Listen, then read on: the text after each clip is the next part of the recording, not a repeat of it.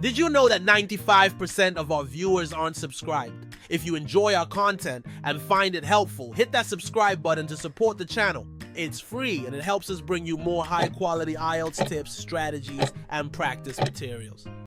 Section 1. You will hear a telephone conversation between a woman who is looking for a job and a man from a company that organizes cycling holidays. First, you have some time to look at questions 1 to 6. Now we shall begin. You should answer the questions as you listen because you will not hear the recording a second time.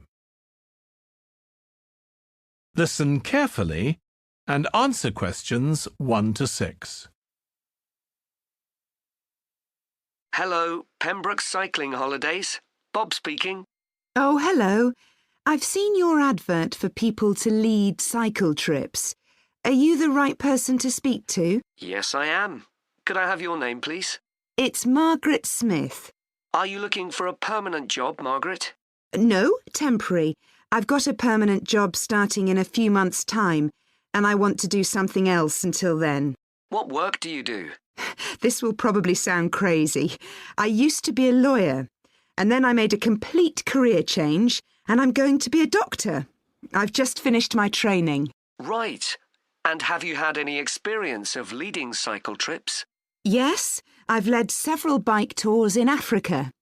The trip to India that I had arranged to lead next month has now been cancelled. So when I saw you were advertising for tour leaders, I decided to apply. OK. Now, we normally have 2 or 3 leaders on a trip, depending on the size of the group. Some tours are for very experienced cyclists, but we've got a tour coming up soon in Spain, which is proving so popular we need an additional leader. It's a cycling holiday for families. Would that suit you? It certainly would. I enjoy working with children, and I probably need some more experience before I go on a really challenging trip. That tour includes several teenagers. Have you worked with that age group before? Yes, I'm a volunteer worker in a youth club where I help people to improve their cycling skills. Before that, I helped out in a cycling club where I taught beginners. Well, that's great. Now, the trip I mentioned is just for a fortnight, but there might be the possibility of leading other tours after that. Would that fit in with your plans? That'd be fine. I'll be free for 5 months. My job is due to start on October the 2nd, and I'm available from May the 1st until late September. Good. Now, is there anything I need to know about the food you eat?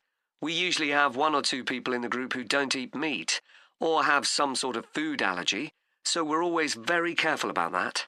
Yes, I'm allergic to cheese. Would that be a problem? No. As long as we have enough notice, we can deal with that. That's great. Before you hear the rest of the conversation, you have some time to look at questions 7 to 10. Now listen and answer questions 7 to 10. It sounds really interesting. Would you like me to fill in an application form? Yes, please. Where should I post it to? Could you send it to 27 Arbuthnot Place, Arbuthnot Place, Dumfries? And what's the postcode, please? DG7 4PH. Was that P Papa or B Bravo? P Papa. Got that. If you could return the application form by Friday this week, we can interview you on Tuesday next week. Say 2:30? Would that be possible for you? Yes, it's fine. You're quite a long way from where I live, so I'll drive over on Monday. Should I bring anything to the interview? We'll have your application form, of course, but we'll need to see any certificates you've got that are relevant in cycling, first aid, or whatever. OK. And at the interview, we'd like to find out about your experience of being a tour guide. So, could you prepare a 10-minute talk about that, please? You don't need slides or any complicated equipment, just some notes. Right. I'll start thinking about that straight away. Good. Well, we'll look forward to receiving your application form and we'll contact you to confirm the interview. Thanks very much. Thank you, Margaret. Goodbye. Bye. That is the end of section 1. You now have half a minute to check your answers.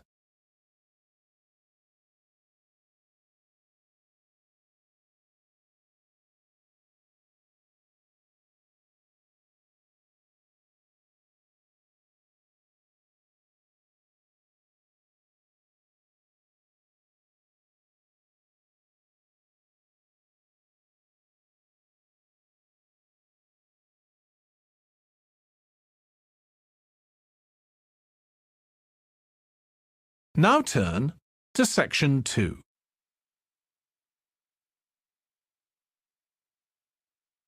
Section 2.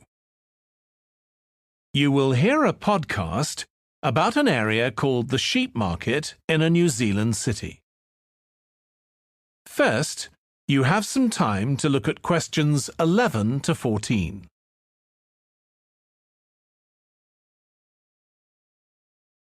Now listen carefully and answer questions 11 to 14. Welcome to this podcast about the sheep market, which is one of the oldest parts of the city. As its name suggests, there was originally a market here where farmers brought their sheep, but now it's been redeveloped into a buzzing, vibrant area of the city, which is also home to one of the city's fastest growing communities. The nearby university has always meant the area is popular with students who come in to enjoy the lively nightlife, but now graduates embarking on careers in the worlds of fashion and design are buying up the new apartments recently built here to replace the small houses where the market workers used to live. The narrow old side streets are great places for finding original pictures, jewellery and ceramics which won't break the bank, as well as local produce like fruit and vegetables. There's also lots of pavement cafes where you can have a coffee and watch tourists from all over the world go by. The oldest buildings in the area are on the main streets, including the city's first department store, built in the 1880s, which is still open today. The sheep market is a centre for fashion, and there's a policy of encouraging new young designers. The Young Fashion Competition is open to local young people who are passionate about fashion. This year, they've been asked to design an outfit based on ideas from the music and technology that's part of their everyday life, using both natural and man-made fibres. The garments will be judged by a panel of experts and fashion designers, and the winning entries will be modelled at a special gala evening. Parking at the sheep market is easy. There are plenty of pay and display car parking spaces on the roadsides, which are fine if you just want to stay for an hour or two. But if you want to spend the day there, it's better to park in one of the 4 underground car parks. It's not expensive, and if you can present a receipt from one of the local stores, you'll not be charged at all. After 6 p.m, many of the car parks have a flat rate which varies, but it is usually very reasonable. Before you hear the rest of the podcast, you have some time to look at questions 15 to 20. Now listen and answer questions 15 to 20. The sheep market is one of the main centres for art and history in the whole of the country. If you look at our map, you'll see some of the main attractions there. Most visitors start from Crawley Road at the bottom of the map. The Reynolds House is one of the oldest houses in the city and is open to the public. It's on the north side of Crawley Road, next to the footpath that leads to the public gardens. The area is particularly interesting for its unusual sculptures. The thumb is just what its name suggests, but it's about 10 metres high. You'll see it on Hill Road, across the road from the bank. The museum's got a particularly fine collection of New Zealand landscapes. It's on the east side of the sheep market, on City Road. It's on the other side of the road from the public gardens, immediately facing the junction with Hill Road. The Contemporary Art Gallery is on a little road that leads off Station Square, not far from the public gardens. The road ends at the gallery. It doesn't go anywhere else. That's open every day except Mondays. The Warner Gallery specialises in 19th century art. It's on City Road, near the junction with Crawley Road. on the same side of the road as the public gardens. It's open on weekdays from 9 to 5 and entry is free. Finally, if you're interested in purchasing high-quality artwork, the place to go is Nucleus. You need to go from Crawley Road up through Station Square and east along Hill Road until you get to a small winding road turning off. Go up there and it's on your right. If you get to City Road, you've gone too far. That is the end of section 2. You now have half a minute to check your answers.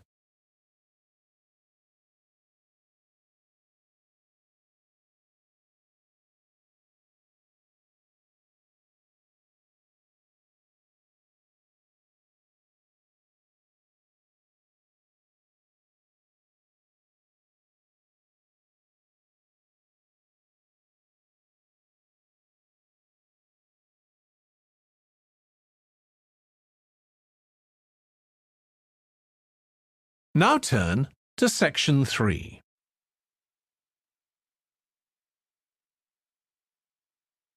Section 3. You will hear two students, Katie and Joe, discussing a presentation in their film studies course. First, you have some time to look at questions 21 to 24. Now listen carefully and answer questions 21 to 24. Joe, you know I'm giving a presentation in our film studies class next week. Yes. Well, could we discuss it? I could do with getting someone else's opinion. Of course, Katie. What are you going to talk about? It's about film adaptations of Shakespeare's plays. I've got very interested in all the different approaches that film directors take. Uh-huh. So I thought I'd start with Giannetti, who's a professor of film and literature, and in one of his books he came up with a straightforward classification of film adaptations based on how faithful they are to the original plays and novels. Right. I've already made some notes on that, so I just need to sort those out before the presentation. I thought that next I'd ask the class to come up with the worst examples of Shakespeare adaptations that they've seen, and to say why. That should be more fun than having their favourite versions. Yes, I can certainly think of a couple. Right. Next, I want to talk about Rachel Malco.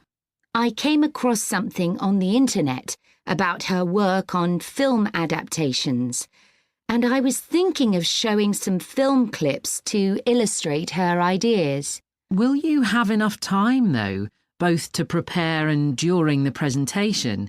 After all, I doubt if you'll be able to find all the clips you want. Perhaps you're right. OK, well, I'd better do some slides instead, saying how various films relate to what she says. That should encourage discussion.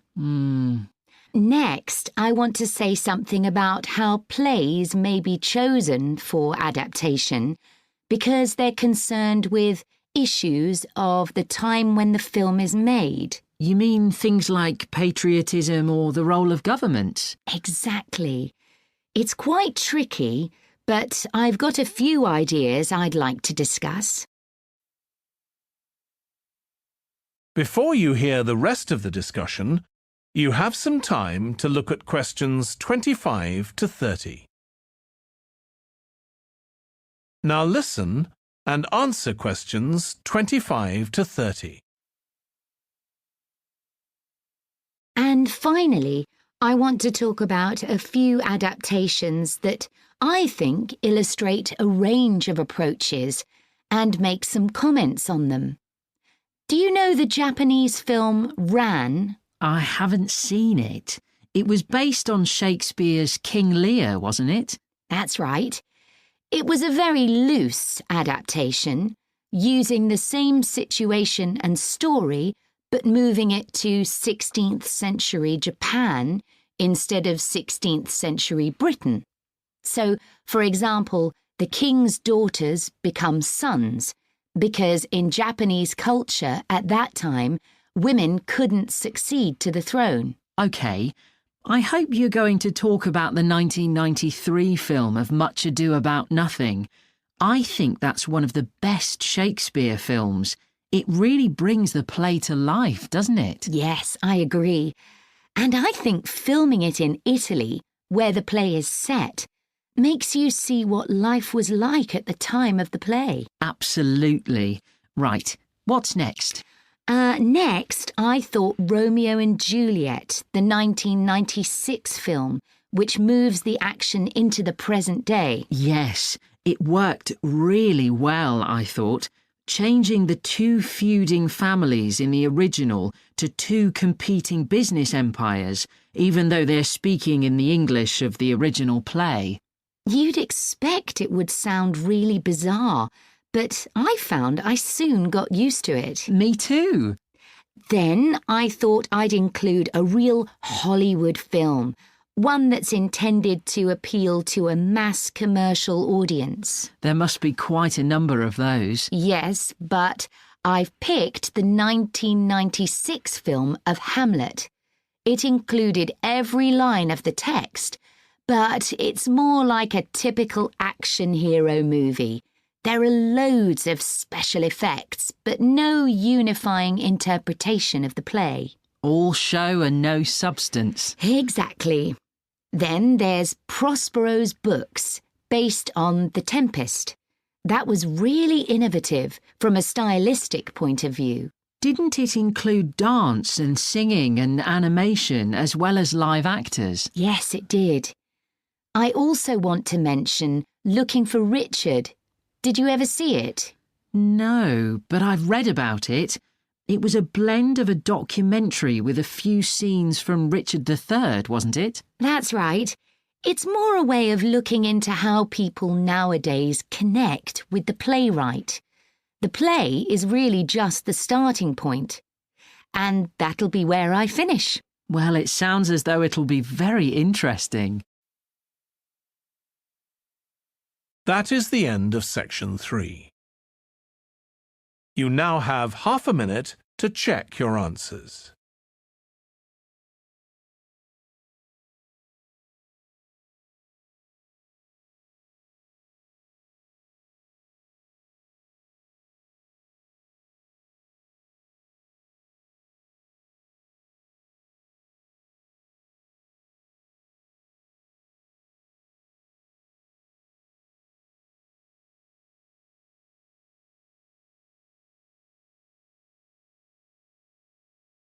Now turn to section 4.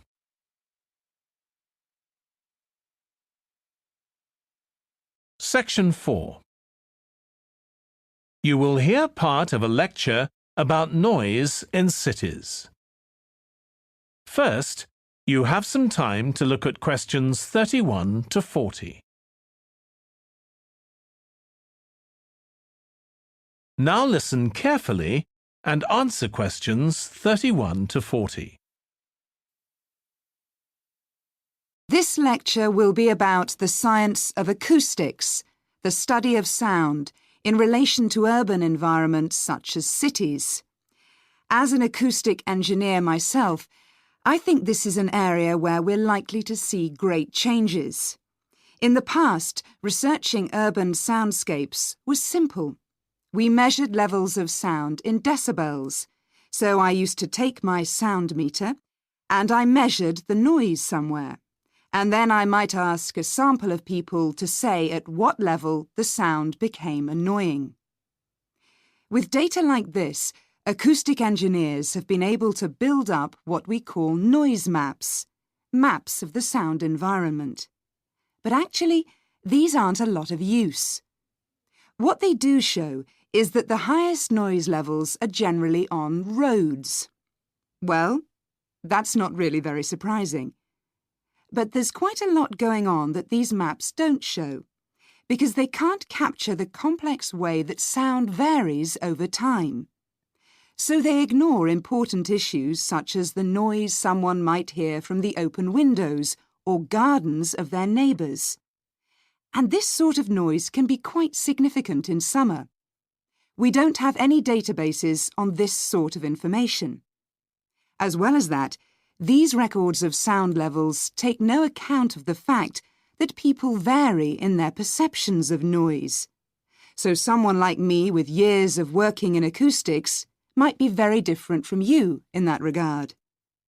But anyway, even though these noise maps are fairly crude, they've been useful in providing information and raising awareness that noise matters.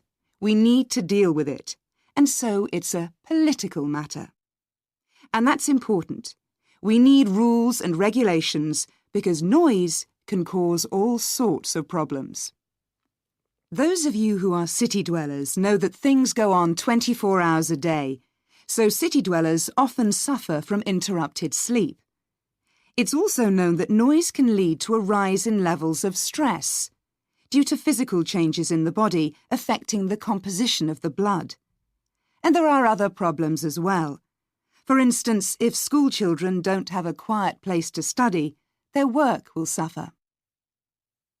Now, one problem with decibel measurement is that it doesn't differentiate between different types of noise.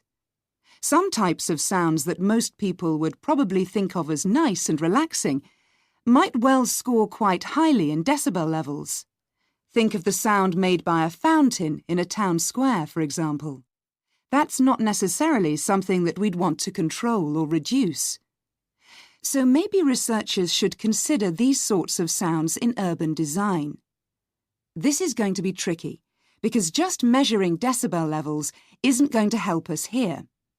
Instead, many researchers are using social science techniques, studying people's emotional response to sound by using questionnaires and so on.